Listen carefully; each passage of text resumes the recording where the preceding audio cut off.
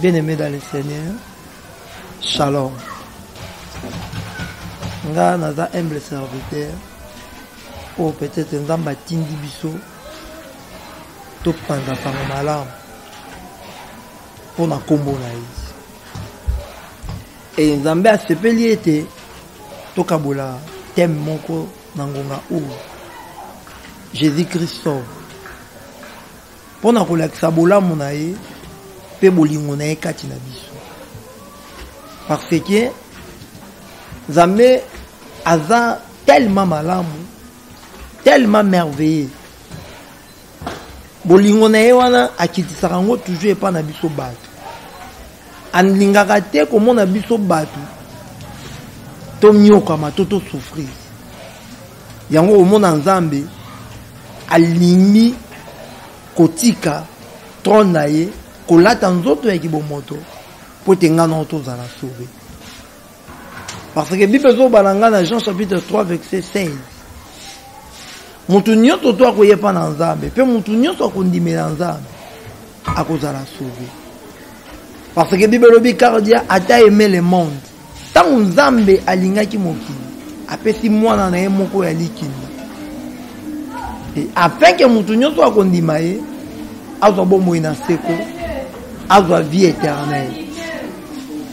Parce que Nzamba lingi ete biso nyon surtout tozala sauver na nzela ya makila ya mapipi na ye. Parce que Nzambe andimaki ete babeta esete, andimaki ete batia na ekulu, andimaki kotikala bolumbu mpona ngana tozala sauver. Na moment oyo na kotalisa biso ete Nzambe alingaka biso. Parce que papa nyon surtout azaka na besoin ya intérêt pe ya bolamu ya mwana na ye. C'est la même chose et pas dans ça. Et Nzamba na posa tozala ba perdant te, mais Nzamba na posa tozala sauver. Amindima ki ko se sacrifier, andima ki ko mpe sa vie na ye, andima ko tika trône pour na bolamu na ye. Et qui t'apprend pour na biso. Yango na ko ebisa biso ete Nzamba lingi biso. Nzamba lingi biso.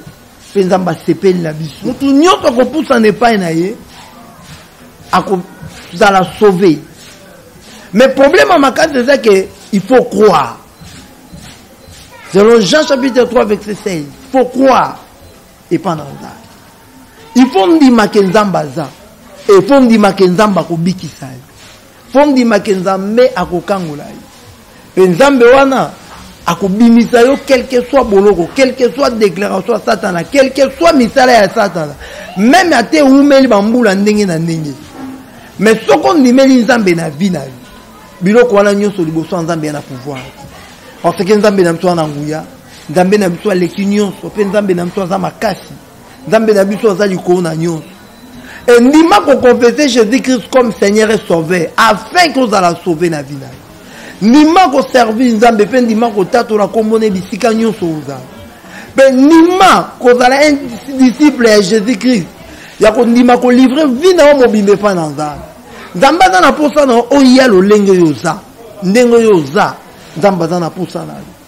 Nzambe na posa na parce que Bible toto tanga na Jean 3:16 de l'obi car Dieu a tant aimé le monde.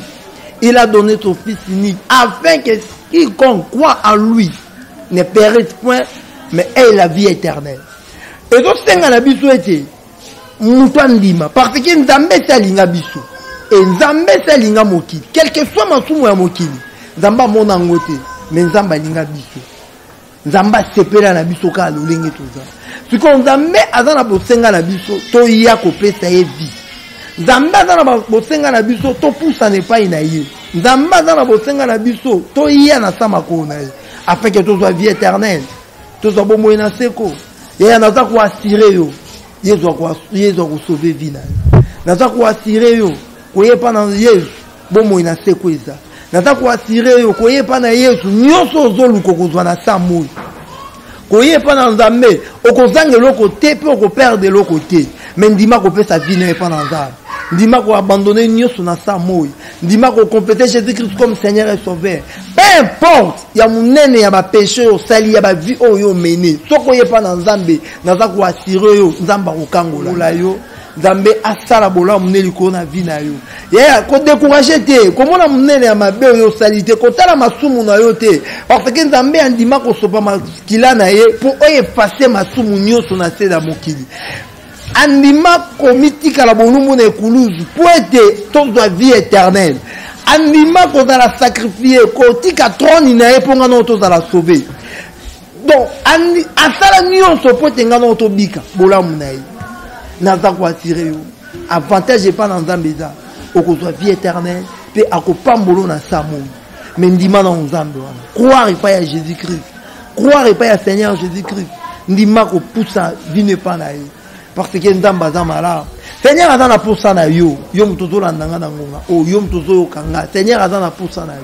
Seigneur azana poussa na yo. Azana besoin ko sele lo parce que corps na ye instrument na ye. Azana besoin instrument wana. Instrument ne za besoin de la sauver.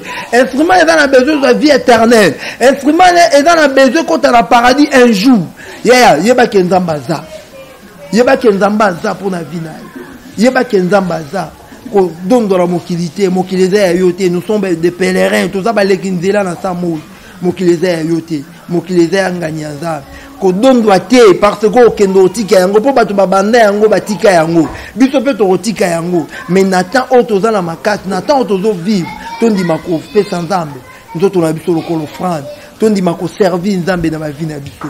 Tondi mako gumba mela Nzambe, pe tondi ma ko yepa na Nzambe parce que toko bikisa mabiso na mabota na biso. Toko bikisa mabiso na mabota na biso. Nzambe wana azamo wana mutu te pona nkosa. Nzambe wana apesi biso ba assurance ebele. Nzambe wana apesi biso ba promesse ebele. Mais to senga ka biso tondi mako pesa ye vie. Et to senga ka biso tondi mako gumba manasa mako na ye. Et to senga ka biso tondi mako za ba disciple na ye. OK. Obiso to ko panza sango mala mpe to ko tambuza kombo na ye pe to ko panza kombo na bisika nyonso na moment oyo na zo senga na biso ete to pesa Nzambe bomo na biso kalipsi ete na telemi na ikuke na za ko toke mutu akofongola porte na kokota to ko fala na ye pe to ko lia na ye longo Nzambe zo toke bomo na yo ko kanga motema te parce que Nzambe afani na kata motema na yo Nzambe zo toke motema na yo afin que yo fongole ya kota fongole la Nzambe motema fongole la place pesa place na vie na yo a diriger vie na yo pesa place na bomo na Nzambe a conduire yo pesa place kati na yo Nzambe a mema vie na yo nima Nzambe a conduire atambola na yo Nzambe ke na obisika nyonso akolinga kosala na yo bola muna eza tellement trop bola muna eza tellement trop bola muna eza tellement trop et Jésus-Christ sauve Nzambe akokangola yo Nzambe akobimisa yo na boloko kwa satana Nzambe akolongola bisika nyonso yo zalaki Nzambe akobimisa vino na kati ya péché pe Nzambe akomisa mutu asika akondima kosala no makambo asika pe Nzambe akondima kofongola vie na yo poto yo pesi kaka vie poko yo ndimika azwa place na bomo na yo olingi kake Nzambe wana a dominé vie na yo azoba na gens qui a dit mon père a dit jusqu'à présent et moi aussi j'agis kino sikoyo Nzambe azako sala kino sikoyo Nzambe azosala yo moto ki mobole laki yo na vie na yo et comme c'est incrédulité soko ye pa na Nzambe wana ko kangola yo Nzambe wana ko pambola yo Nzambe wana ko fongola musala na yo Nzambe wana ko fongola santo enyo kwa mina malade Nzambe wana ko bimisa yo na bitelo komi grave o batu balobi ke so komi na suka mais Nzambe wana ko kangola pa ko télémission parce que ya za Jova Rafa Nzambe wana akoya ko bimisa yo bisika nyonso ya mabeba cheki vie na yo bisika nyonso ba posséder qui vit dans le monde à ténèbres Nzambe wana akoya ko kangola vie na yo Nzambe wana akoya ko bimiso même na kati ya libulo satana cheki yo ya mulili Nzambe wana akoya ko chapole sika pole kotate mais ndima ko yepa na ye et ndima ko kanga Nzambe wana parce que ya notre sauveur Jésus-Christ de Nazareth ye alingi bomo na biso pe azana bosenga na yo ndima ko pesa Nzambe wana vie na yo ndima ko yepa na ye parce que Jésus-Christ sauve bola mo Nzambe debele Nzambe nzambona na mona lokota batu bisika bazaki na tina te na mona nzambona lokota batu bisiko bayebana ki kutu te nzambona zo biso baona bisika to alaka même na sens de mais nzamba sali biso oto komi lelo pona kotatu la bolamu na pourquoi pas yo mutozo landanga pourquoi pas yo mutozo talanga la minute pourquoi pas yo mutozo ka liloba na nzambe na ngonga oyo tika liloba oyo simba vina yo tika liloba oyo kota na kati ya mutema na yo tika liloba oyo fongola vina yo bisika nyonso maladi efandaki na kati ya nzoto oyo na nzela liloba oyo na kombo na Yesu Kristo obika bisika nyonso péché oumelaki na vina yo na nzela liloba oyo na kombo na Yesu Kristo etika bomoi na yo bisika nyonso molili ezalaki na kati ya chemin na yo nzambe atia pole na kati ya vina yo pole na nzambe elanda yo bisika nyonso kozala pole na nzambe emarche likolo na yo loboko na nzambe etambola na yo bisika nyonso badozala nzambe asala na yo lumière nzambe asala yo pole nzambe afongola vina yo sepela tu ko sala bolamu likolo na vina yo tika nzambe wana oyo azobenga yo na ngonga oyo asala bolamu likolo na vino oyo bande kosimba te esimba na kombo na Yesu Kristo bisika nyonso badossier ya misala ekangamaki na kombo na Yesu Kristo badossier wana efongwama tika loboko na nzambe ezala likolo na yo e na kosenga na biso ete topesa nzambe bomoi na biso topesa nzambe vi na biso tofongola mitema na biso tofongola kati na biso topesa ye place aya kofanda kati na biso yo mutu motema ese kutena ina ba choc ebele tika nzambe apangusa opinzola motema tika nzambe asekisa motema na yo tika nzambe afongola motema wana apangusa ba maladi wana nyonso boti ye bestoma nyonso nzambe asepelisa yo bisika nyonso oyo yo ezalaki pasi kati ya motema na yo e bolamu na nzambe ezala partage ya vie na yo na moment oyo na maboko na yo bato nyonso bazoyoka maloba na yo nzambe na sala loboko na yo tika ete maloba na yo esimba mitema e bato nyonso bandimi kofongola bitema na bango bisika nyonso baza nzambe yo kutana na bango nzambe sepela kosala bango bolamu sepela kofongola bavi na bango sepela kokangola bango Yesu nanga ba problème na bango eleki nzambe na kilote ba problème na bango nzambe yo kolemba nango te tene yanora moko na moko azo yo kanga na esika oyo père tika ete bénédiction na yo ezali ko na vie moko na moko na kombo na Yesu de lobi merci Seigneur Jésus-Christ merci beaucoup ngana za humble serviteur au nzamba sala qui est tout partagé sango malamu na ye pour na bolama royaume des cieux et comme on ngai ezali prophète Néhémie qui kunda la foi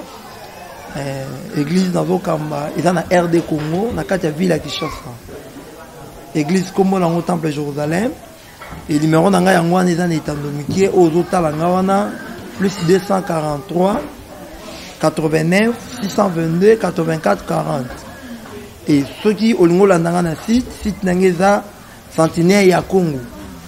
Non, wanande okozwanga facilement. Ceux qui ont besoin de contact nanga pour tout ça la prière de près de loin.